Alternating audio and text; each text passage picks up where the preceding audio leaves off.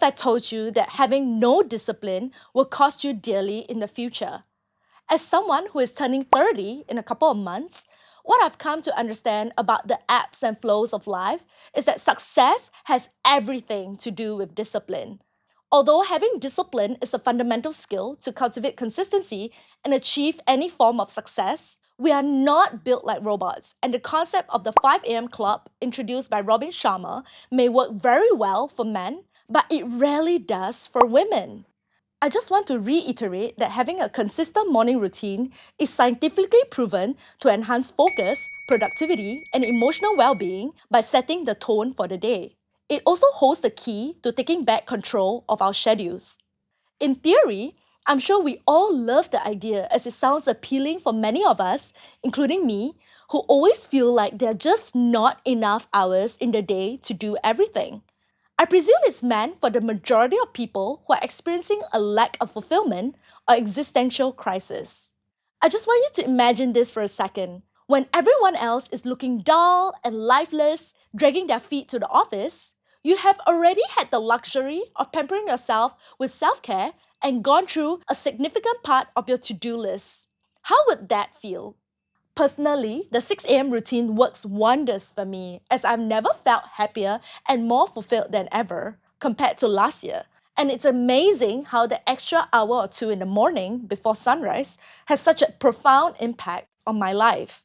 Not only does it give me a head start to my day by giving me a boost of mental clarity and energy, I also experience greater satisfaction and increased productivity throughout the day, all of which plays a part in making me a happy person filled with contentment.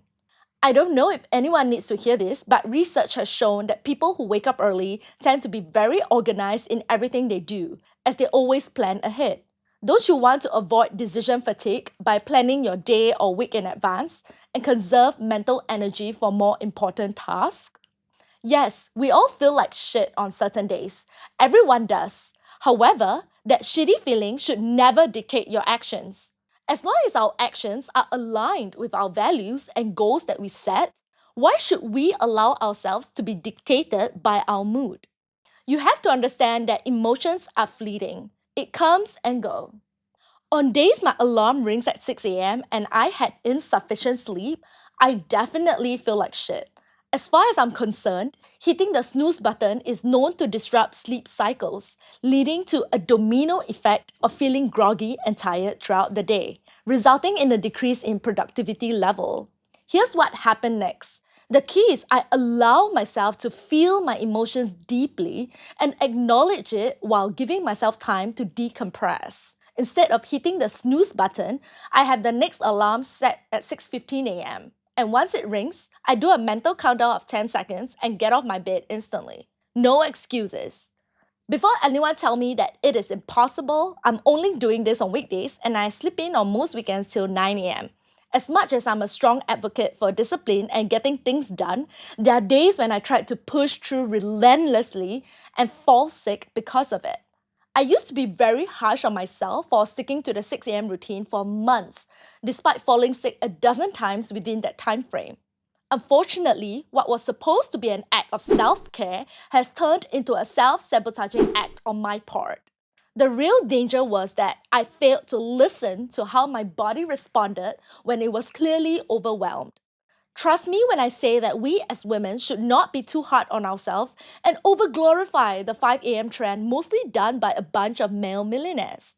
Here's what no one is telling you about. For women going through period cycles, it is just not possible for us to function the same way as men do.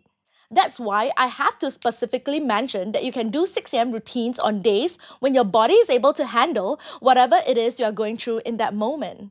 This has nothing to do with laziness because it is not based on emotions, but rather you becoming more in touch with your physical self and having awareness of how your body responds to certain stimuli. You have to learn to trust that your nervous system will guide you to anticipate your needs before you crumble. For instance, if you knew that you can only clock in 5 hours of sleep the night before and it was due to a circumstance out of your control, you have to readjust your routine the next day without compromising your physical and mental health. What if I told you that it's not that complicated and you just got to figure out a system that works for you? Most people think that self care is lighting a candle and taking bubble baths. It takes more than that. In fact, real self care is defined by your discipline to get through the day and fulfill the task you have set to accomplish. All it takes is waking up early when you don't feel like it, going for a workout class when you're tired, and commit to do hard things every day. If I have 5 tasks within the day and I manage to accomplish 3 of them, it's a win for me. Building that momentum is sufficient to develop trust within myself to bounce back up every single time I was on the brink of losing my discipline. After all, this is my system for staying consistent daily. I never said it was easy, but I can guarantee it will be worth it. However, I'm not going to preach like other YouTubers claiming to thrive in their daily 5 a.m. routine and rarely fall sick while pushing themselves beyond their limits by hitting new milestone every other day and so on, almost to the point of being unrealistic based on my experience. What I'm about to say next may not sit well with some of you, but stop confusing being busy with being fulfilled. The former merely fills your calendar, while the latter makes you feel like you are living your life authentically.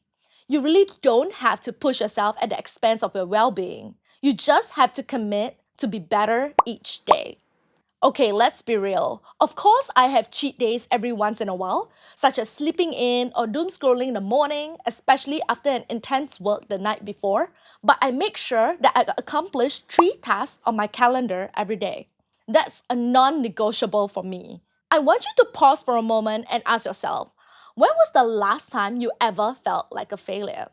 As for me, I still remember those days when I used to see myself as a failure for not keeping up to my 180-day streak of waking up at 6 a.m. Over time, it only made me feel worse about myself.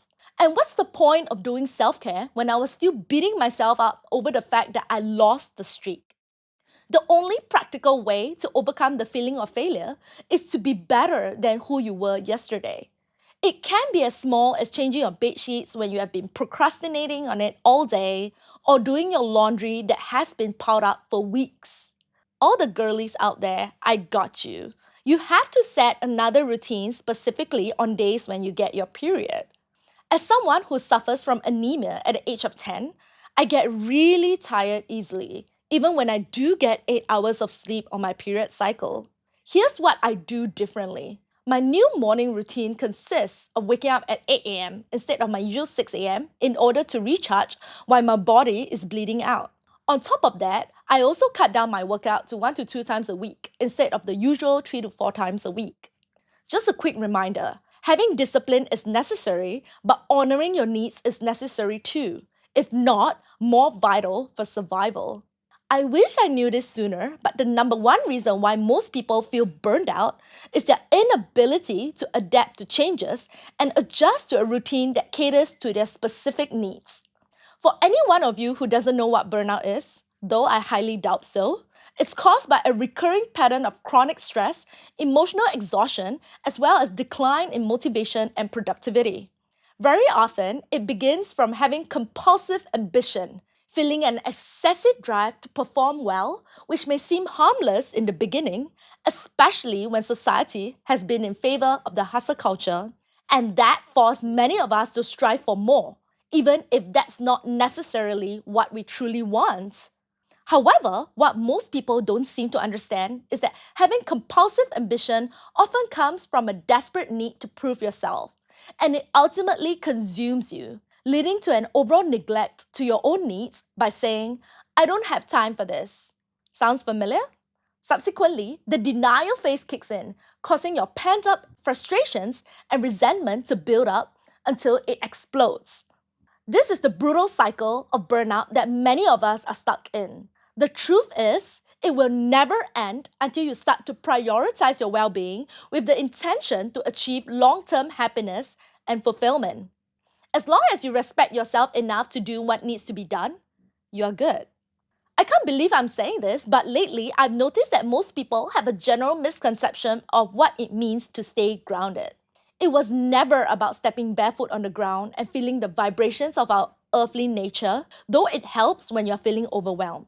In fact, it is about being fully present in the moment wherever you are, physically, mentally, emotionally, and energetically. I'm aware that most people have 9 to 5 jobs and you may feel burnout from work on a daily basis, that staying grounded is the last thing on your mind. But the truth is, if you truly prioritize your well being and want to reclaim your power, staying grounded should be at the top of your priority list. So, how do you put that into practice? It all starts with your thoughts. The first step is really simple. Make it a habit to talk about your blessings more than your burdens. Sounds easy, isn't it? The majority of people I know love to complain more than ever, despite being in a first world country with almost negligible homeless people. Whether it was being stuck in traffic or waiting for food at a restaurant, we are constantly in a rush, and that stops us from being present in the moment. Speaking of the hustle culture, the next step is to not conform to society or anyone's expectations of you. Yes, you heard me. As much as I advocate pursuing our higher self, and that means achieving your dreams and checking off your goals on the vision board, you should never be overly obsessed with chasing the next big thing just to seek validation from anyone but yourself. Otherwise, you are destroying your core identity that is required to explore the depths of your potential. I wish I knew this sooner, but you should never ruin yourself in the pursuit of other people's expectations of you. With that being said, have you ever asked yourself what are the things that truly matter to you aside from your job? Looking back, I was a complete mess last year as I was aimlessly floating through life with a lack of purpose. I was sleeping at 2 to 3 a.m. on most days. I was not journaling consistently. I was not checking in on myself at all. I was just drifting, even though I still check off my to do list every day. Months went by, and what used to be my favorite 6 a.m. routine was no longer feasible as I was battling with severe lack of sleep that I started to notice that my life was going downhill as well.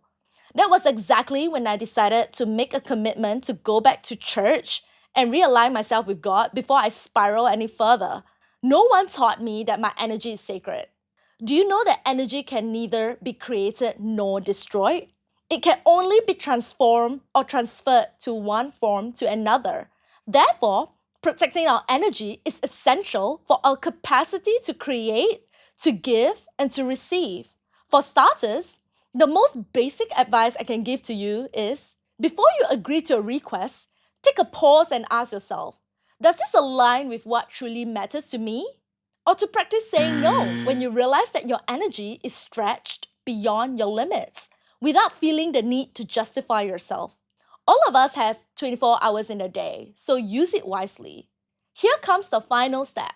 For anyone who has yet to organize or plan your schedule in advance, what are you doing? Your calendar app is your best friend, so please block off time for self-care and stick to it religiously like it's a non-negotiable. Ultimately, it took me months to get back up and create a routine that works so well for me that I'm consistently driven to work towards my goals while also maintaining a healthy social life. Whoever is watching this right now, you're going to piss a lot of people when you start doing what's best for you. Do it anyway. I appreciate you for being here and hope to see you soon. Bye.